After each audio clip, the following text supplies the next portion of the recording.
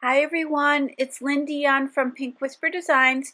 Today I've got this eagle window card to show you. It's kind of a unique window design, and we're going to be using this beautiful stamp from Art Impressions.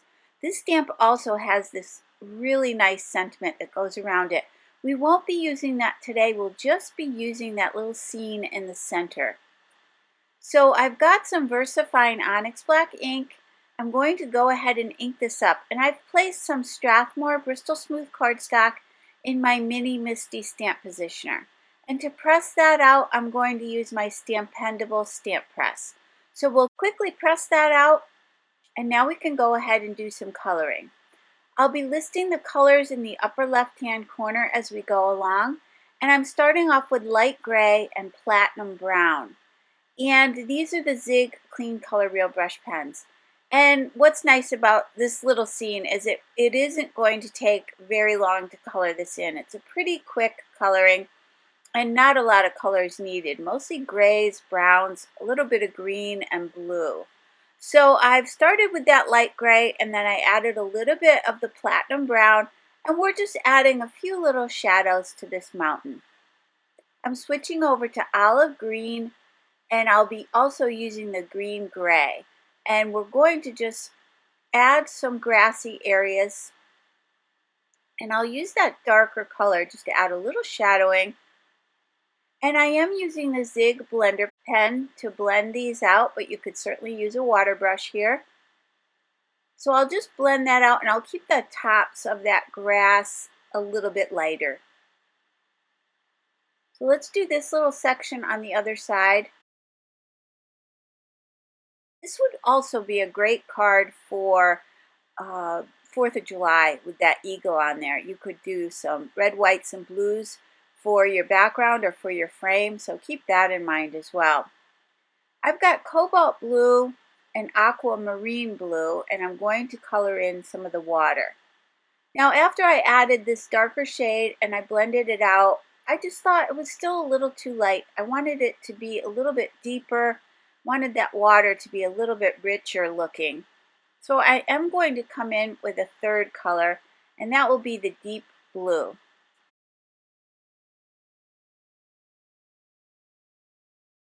So I'll do mostly the shadowing around the land, kind of on that little area there between those two pieces of land.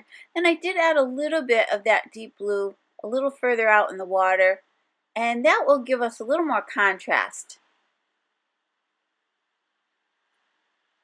So let me just finish quickly blending that out. And then what we'll do is we're going to switch over to the May green and the dark green. Let's go ahead and do that tree.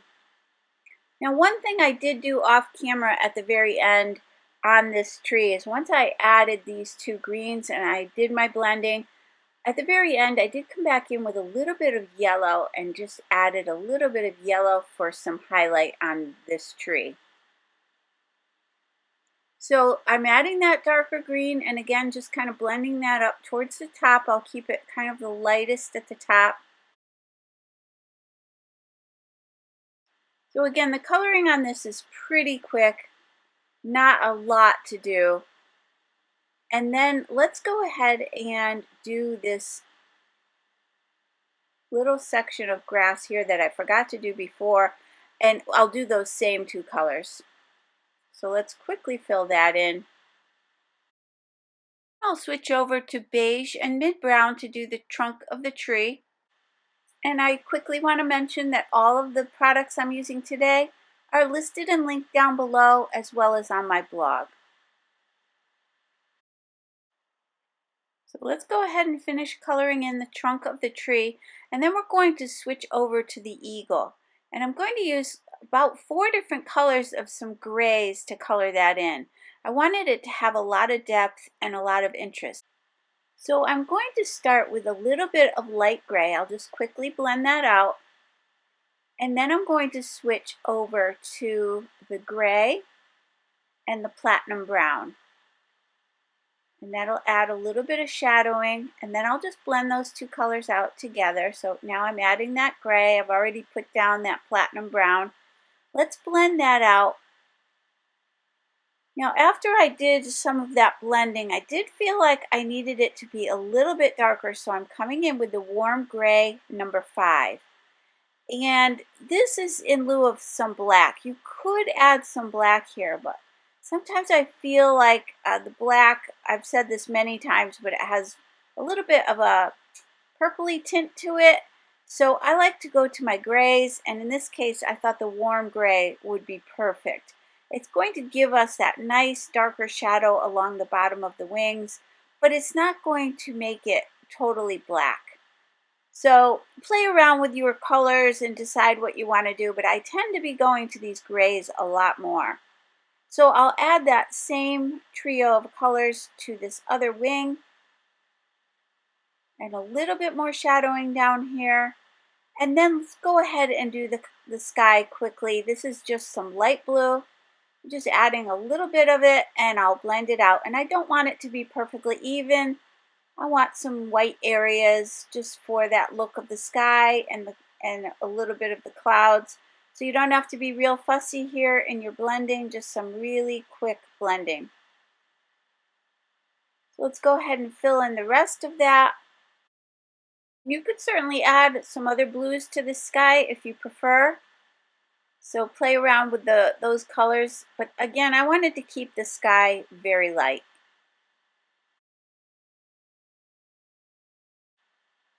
With bright yellow, I'm going to put a little bit on the beak.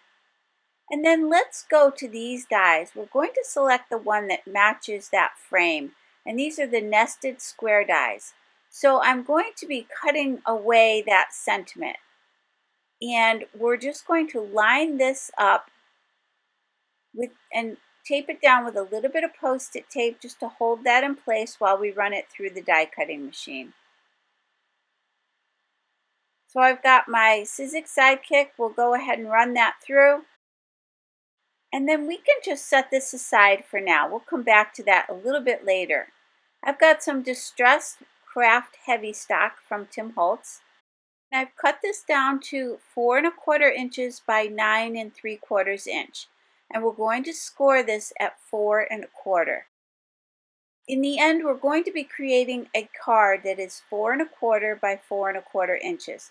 That little extra flap at the bottom of the card will be folded up on the inside of the card to create our little gift card pocket. So for right now, I'm just going to press that out with the bone folder. And then let's go ahead and start working on that front panel. And again, that section will be 4 1/4 by 4 1/4 inches when we're done. So I've got some Kraft-stock from Holtz Idea-ology. These are the cool colors. I'm going to grab these two beautiful greens, and I'm going to start by die cutting a frame. So I'm going to take that 3rd largest die and then the 5th largest die. We're going to place these one inside the other, making sure we line these up nice and straight, and we're going to create a little frame. So I've got some Post-it tape again. Let's just cut this down to size so we can run it through the Spellbinders Platinum 6 die cutting machine. And that will give us our top frame. So this is a little bit of a unique take on some framing. So now that we have that piece, let's go back to this die set and take that largest die. And you can see that frame is going to sit right inside this larger panel. And then I'm going back to that same die we used to die cut the eagle. And now we're going to create a little frame from these two. So I'm going to start with that larger die. Now you certainly could die cut these at the same time, but I wanted to make sure I got this centered perfectly. So I thought the easier way would be to do these one at a time. So I'm going to go ahead and die cut this first, and then we'll do that inside frame second. But again, you could do that all at one time if you feel confident in that. I wasn't quite sure, so I wanted to place this frame over top while I position this center frame down. And again, that center square is the exact same size we used to die cut the eagle. So let's go ahead and center this. I'm just using that Post-it tape to position down that frame first. We're going to remove that lighter green frame. We don't need that. And again, you don't have to put that on there to center this, but I just thought it would be easier if I lined that up first. And then I went ahead and ran that through the die cutting machine. So now we have this larger frame, and that smaller light green one is going to sit right on top of this. So it's a little bit different way of framing up your images. And what we'll do now is just grab some Nuvo Deluxe adhesive. I'll place that all around the back of this, and then we can glue these two together. Once that was all set, let's go back to the card base. I'm going to use the ground Espresso Distress Oxide ink, and we're going to go all around the edges of this Kraft cardstock. I am going to mask off the back of the card just to keep that nice and clean. I'll have a nice clean line right across the top of the card, and I'm just going to go all the way around the edges. And this will just give it a little bit more of a vintage feel. We're also going to add this same ground espresso ink to the edges of that green frame, and that'll just tie everything together. I am cleaning off my Tim Holtz mixed media matte as I go along, just because I don't want to get any of that ink on the inside of the card. So as I'm inking this up, I'm just cleaning off my table and then turning it. I'll clean that again. And now we can go ahead and do the same thing for this frame. Now for the frame, I'm not worried about any ink getting on the back because we are going to be attaching this to the front of the card. So that back area isn't going to show. And I'm coming right up to that light green frame with this little border that I'm creating. Again, just giving it more of an aged look. We're going to do a couple more little things to this. So now I'll clean that off so we can go ahead and do some spattering. I'm going to cover the back side of that card with a paper towel as well. And then I'll add a little bit of that ground espresso ink right directly onto my glass media mat. I'll spritz it with a little bit of water. And then with a small brush, I'm going to spatter both of these panels, the front of the card as well as that frame. And I really just need to do the edges of the card front. Not the rest of it is not going to show, so I'm focusing around the edges. And then we'll move on to that frame and spatter that. Once I completed this, I thought it needed a little bit more. I thought that the spattering, although I like it, it wasn't showing up as much as I wanted it to. So later on, we're going to do a little bit more spattering. But for right now, at this point, I wasn't sure. So I'm going to take that card base, and on the back side, I'm going to score at 1 1/4 inch. So this is to create the little pocket for our gift card. So this is a really easy way to create a little gift card holder. I'm just going to fold on that 1 1/4 inch line, and I'll just press that out with my bone folder. And here's where you'll see I'm going to come in with some more spattering. So I'm going back to covering everything up. And now that ground espresso ink is dry. So you are better off waiting a little bit to do the next layer of spattering. But you certainly could just heat that with your heat tool as well. I've got the Doc Martens bleed proof white ink. This is a really bright white, and I've added a little bit of water to that, and I'll do the same thing. We're going to go ahead and spatter this. And I just thought this really was a little bit brighter, brought in some of the white from the eagle painting that we did, and just again, just kind of brought everything together. So now I'm going to go ahead and remove that mask. And now with some foam mounting tape, we'll pop up this frame just for a little bit more dimension. You could certainly turn this into a shaker card at this point if you wanted to. And if you were going to do that, you want to make sure your tape is edge to edge so all your little shaker bits don't escape from the side of the frame. So if you are going to create a shaker card, make sure you have that tape right edge to edge. And then you can put your acetate on and add your little embellishments. But for today, I'm not going to do a shaker card.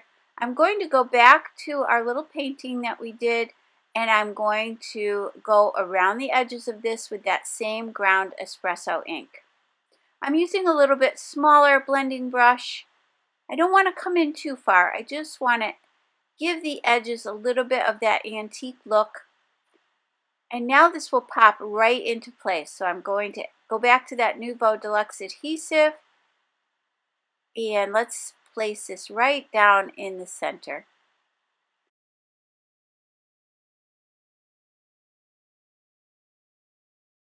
And this makes this really easy to do. Just push it down in there. Make sure it's down in there nice and secure. And then I'm going back to the same glue, and we'll add a little to each side of this little flap. You don't want to add too much. You want to make sure that your gift card still fits inside that little pocket. And for a sentiment, I'm using the birthday sentiment set, and it's going to say Happy You Day. And the reason I'm doing this is because I'm going to leave it somewhat generic. This could be then turned into either a birthday card or a Father's Day card. So I'm going to ink that up with that same Versafine Onyx black ink. We'll just stamp this at the center of that little flap. And then again, I'm going to leave the rest blank. I can always add a birthday or Happy Father's Day sentiment on to this later on. So I've got some twine. This is just regular twine from the hardware store, and I'm wrapping it around about 3 times, and then we'll tie a knot up at the top. And to hold this in place while I'm tying that knot, I'm going to grab my scrapbook.com reverse tweezers, and those will just hold this in place while I tie the rest of that knot. So I'm just going to use those as a little clamp. We'll just clamp that down. You can finish tying this and cut away any excess. Once I've cut away that excess, I'm going to fray the ends of that twine just a little bit. You could always add a little ink to the edges of this as well. And so that completes our card for today. Here's our little gift card that's going to fit right inside. So let's take a closer look at the finished card. And again, all the products I used today are listed and linked down below and also on my blog. And if you enjoyed today's video, please hit the like button and subscribe. And don't forget to hit that notification bell so that you don't miss a single video. I really hope you enjoyed today's video, and I'll talk to you all soon. Take care and have a great day. Bye-bye.